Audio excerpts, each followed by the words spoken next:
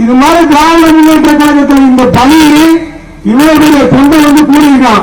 3 நாள் தான் எங்களுக்கு கூட்டம். 13ஆம் தேதி டிக்ளேர் பண்றாங்க, 14ஆம் தேதி கூட்டம்.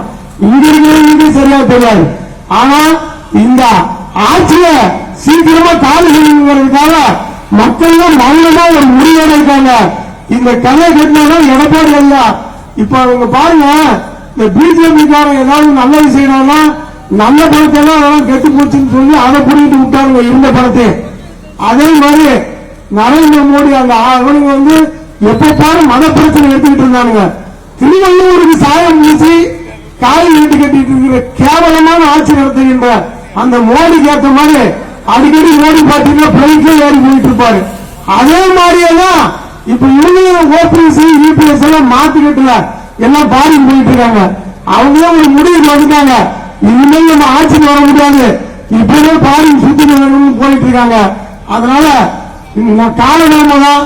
அதே மாதிரி பள்ளி நிறைய இருக்கிறதுனால இந்த அதிமுக காரர்களால இந்த பள்ளிக்கும் இந்த தமிழ்நாட்டுக்கும் 9 ஆண்டு காலம் ஆட்சி நடத்திருக்கிறாங்க. ஒரு படிச்சவனுக்கு வேலை வாய்ப்புக்கு எதுக்காவது வாய்ப்பு இருக்குதா? நல்லா நினைச்சு பாருங்க. படிச்சவெல்லாம் டீ கடையிலேயே ஹோட்டலையும் வேலை செஞ்சுட்டு இருக்கிற அளவுக்கு கேவலமான ஆட்சி நடந்துட்டு இருக்குது.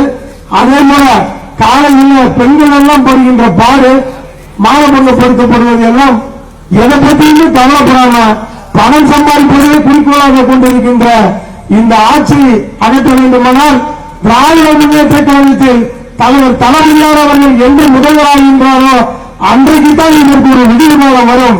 நம்ம சரவணன் சொன்னாப்ல எல்லா ஸ்டேட்லயும் அவங்க பையன் சிஎம் ஆயிட்டாரு, ஆனா இந்த தலைவரை மட்டும் அவங்க வருத்தப்பட்டு சொன்னாரு.